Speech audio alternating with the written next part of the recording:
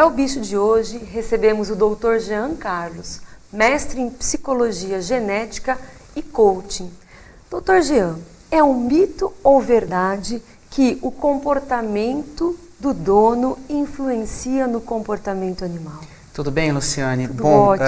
Antes de mais nada, quero agradecer o espaço para que a gente possa estar conversando sobre um assunto que é bastante interessante e importante, tanto para os animais quanto para os donos dos animais. Não é mito, tá? Eu vou citar aqui algumas pesquisas só para que vocês, seus telespectadores, possam ter uma ideia. Na Universidade de Sussex, no Reino Unido, analisaram como os cavalos reagem de acordo com a expressão facial dos seus donos. E olha que interessante, quando o dono sorri, o animal tem um determinado tipo de comportamento. Quando o dono esboça uma expressão facial de tristeza, o cavalo tem outro tipo de comportamento. Uma outra pesquisa muito interessante também, que foi feita na Universidade de Londres, com 18 cachorros, eles fizeram o seguinte, pediram para que os seus donos pudessem, de forma teatral mesmo, começar a chorar. Então, 83% dos cachorros, olha a expressão comportamental que eles adotaram quando os donos começaram a chorar. Eles abaixaram a cabeça, colocaram o rabo entre as pernas e se aproximaram dos pés dos donos que estavam sentados.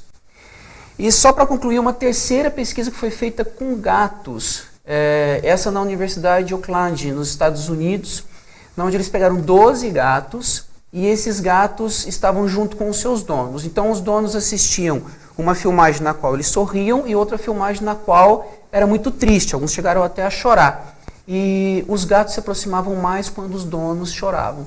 Então não é mito, né? As pesquisas científicas demonstram que é verdade que as nossas emoções interferem no comportamento do animal. Porque o animal, além dele ser um ser senciente, ele sente acima de tudo, ele consegue ter essa distinção da alegria do dono, da tristeza, da agitação desse dono, enfim.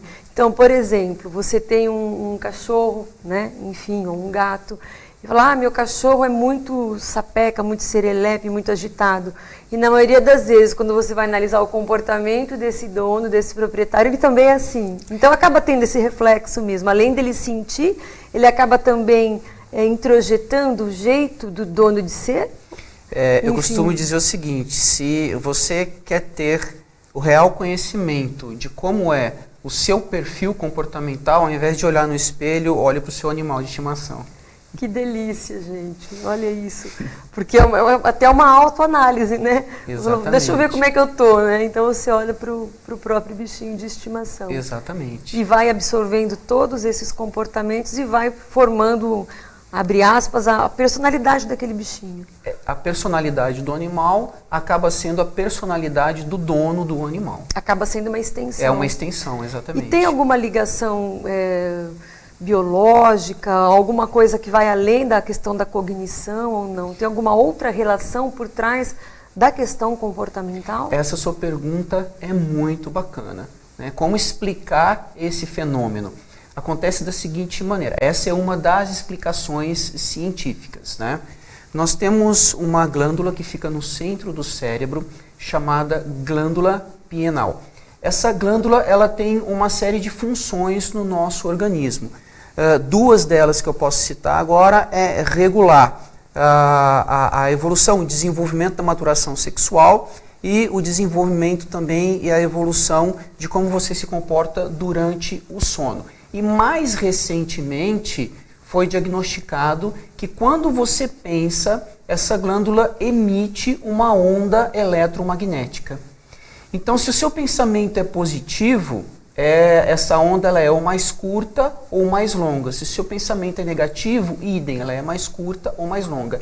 E é por intermédio dessas ondas que os nossos pensamentos, que as nossas emoções chegam até os animais. Isso acontece também conosco na interação entre nós e também acontece na interação entre o ser humano com o animal. Então são essas ondas eletromagnéticas dos nossos pensamentos que acabam repercutindo na psique do animal. E é até interessante porque nós, seres humanos, obviamente, Até chegamos a comentar, nossa, cheguei perto de tal pessoa, passei mal. Ou senti uma energia não boa, não positiva. E a mesma coisa com o animal, ele também capta toda essa energia que nós acabamos emanando por uma questão também de neurotransmissor, de questões endócrinas, né, glandulares, enfim. É interessante, por exemplo, quando você chega em casa. Né? Você quer um termômetro de como está o seu estado emocional? Se você chega muito estressado, é impressionante. Parece que eu costumo falar bastante dos cachorros porque eu sempre tive cachorrinho em casa, né? Então você abre a porta, da maneira como você abre a porta, você não precisa nem expressar uma ou duas palavras.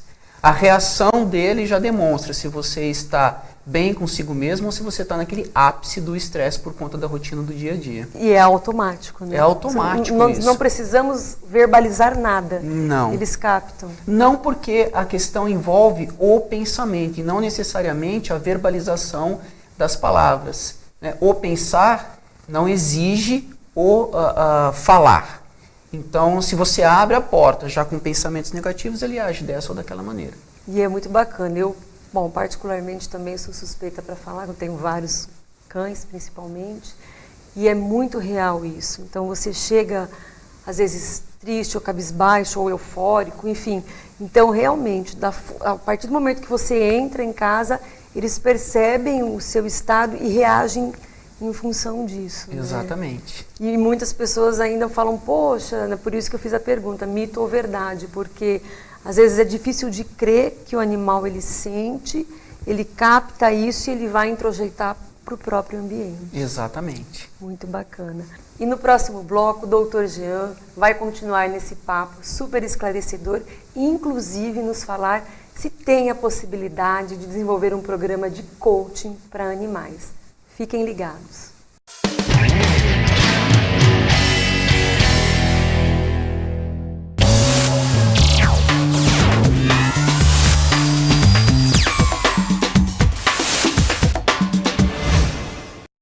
Todo mundo sabe que a água parada em volta de casa cria mosquito Aedes, mas as pessoas não se dão ao trabalho de acabar com os focos.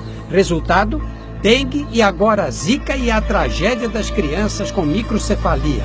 É uma emergência. Cobre das autoridades a limpeza das áreas públicas, é responsabilidade delas. E faça a sua parte. O mosquito não vai picar só os seus vizinhos, vai transmitir doenças graves para sua família.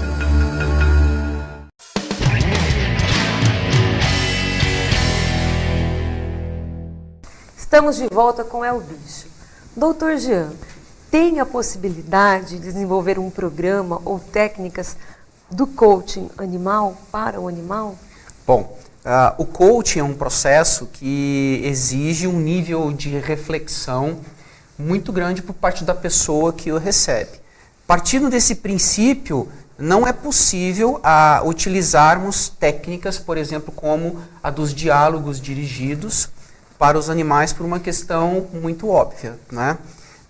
Mas a grande sacada que eu acho importante para os telespectadores que assistem o programa é entender o seguinte: a saúde do animal ela está diretamente relacionada com a saúde emocional do seu dono. Ou seja, se eu não tenho como dialogar com o animal, eu tenho como dialogar com o dono do animal e possibilitar para ele, no processo de reflexão, que ele entenda o quanto que o comportamento dele está interferindo no comportamento do seu animal.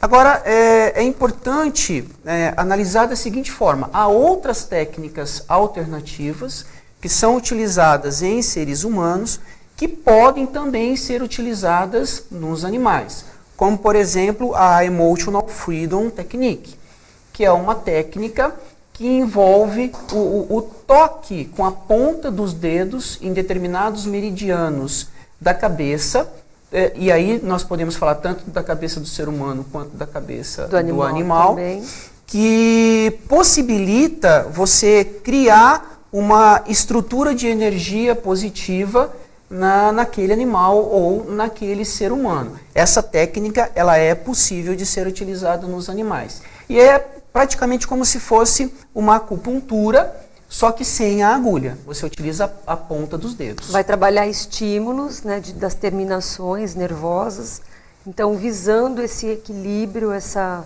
sinestesia, digamos assim, essa troca, né, entre animal e dono.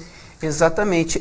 Até me permita dar um exemplo. Eu atendi essa semana um cliente particular de coaching e eu apliquei a técnica da EFT, do Emotional Freedom Technique, né? E foi muito interessante porque assim que eu terminei a técnica, já estava no final da sessão, e eu fiz uma pergunta para o cliente. Olha Ele isso. ficou tão relaxado, mas tão relaxado, que a voz dele ficou mole, ele não conseguia se expressar. Eu falei, então vamos fazer o seguinte, vai embora para casa com todo esse relaxamento, não precisa me responder mais absolutamente nada. E eu fico imaginando diante da sua pergunta, né, um cachorrinho ou um gato sendo estimulado pela Emotional Freedom Technique. E é interessante porque isso pode também ajudar o animal, até, por exemplo, num processo de patologia que ele venha tendo, enfim, às vezes uma doença um pouco mais grave, ele tem que também estar com a parte emocional dele também equilibrada. Isso ajuda até, por exemplo, os cães num processo de uma doença mais grave, enfim, de deixar ele mais calmo. Apesar de eu não ter dados científicos para falar para você a repercussão disso no animal, eu posso com toda tranquilidade fazer inferências daquilo que tem acontecido com os seres humanos. No Hospital Público do México, ali onde fica a maior parte dos hospitais do Grande México, nós temos já médicos utilizando EFT com as crianças no setor de oncologia infantil. Olha. Né? Obviamente que ainda são estudos recentes, mas esses estudos têm mostrado que as crianças que são submetidas a EFT necessitam de menos quimioterapia do que aquelas que não são submetidas a EFT. E é muito bacana, porque essa revolução, né, do comportamento, a questão da inteligência emocional e tudo mais, o Daniel Goleman abriu isso para o mundo, né? Então, meados dos anos 90 para cá, isso evoluiu muito. A questão de você ser o reflexo das suas emoções e como que você acaba interferindo no seu ambiente, passando isso para os animais, enfim. Então, literalmente, né, nós somos o reflexo das nossas emoções. E nós vivemos, Luciane, isso é uma questão pessoal, eu acredito, pelo que eu tenho observado na nossa sociedade, né? Um ambiente muito negativo no que diz respeito a como as pessoas enxergam o mundo. E essa negatividade, ela interfere não só nas pessoas com as quais nós convivemos, no nosso vínculo afetivo, mas também com os animais. Se nós queremos um mundo melhor, se nós queremos um mundo numa vibe mais positiva, é interessante nós pensarmos como que nós estamos agindo, o quanto essas ações têm repercutido nas pessoas que estão ao nosso lado e o quanto essas ações estão repercutindo nos animais que convivem conosco. Porque já tem passagens, né, e no nosso círculo social, questões que nós nos informamos no dia a dia, via jornais, enfim, notícias, que muitas vezes, quando você tem uma pessoa também doente na família, aquela pessoa vem a óbito, é comum, daí um tempo, o próprio cachorro da casa também falecer. Ou essa pessoa passou por um período de patologia aí grande, não acaba vindo a óbito, mas o animal sim depois. Então, isso poderia ser um indício de absorver toda aquela questão das energias negativas, pesadas, enfim. Eu tenho uma experiência pessoal com isso que aconteceu com a nossa cachorrinha de 16 anos. Ela estava já no processo terminal de câncer, só que o amor era tão grande, tão grande, tão grande por parte de todos nós em casa, que ela praticamente estava se arrastando. Ela estava se nutrindo do amor que nós estávamos gerando para ela. E um determinado dia ela estava passando muito mal. Nós levamos ela para o veterinário, foi cortar esse laço entre nós e elas por alguns minutos. Partiu. Mas eu virei as costas, o veterinário ligou. Sua cachorrinha acabou de morrer. Olha isso. Quer dizer, acaba segurando, né? Não deixa fazer o passamento. Exatamente. Aí. Muito interessante. Que bom que, né, se nós todos tivéssemos essa possibilidade, fossem políticas públicas, enfim, que investissem nessa questão do controle emocional, do controle das emoções, de uma forma em geral. Com certeza nós teríamos um mundo diferente. E deixa uma mensagem, então, para os nossos telespectadores, né, dessa questão emocional, enfim, como que isso pode contribuir para a qualidade de vida do nosso bichinho e para a nossa qualidade de vida também. A maior mensagem que eu posso deixar para os seus telespectadores é a seguinte: cuidem do seu estado emocional se você ama o seu bichinho de estimação. Doutor, muito obrigada pela sua participação. E nós temos a certeza que foi mais um programa esclarecedor de mitos ou verdades que se colocam muitas vezes nas relações entre o homem e os animais. E fiquem ligados nos próximos programas É o Bicho.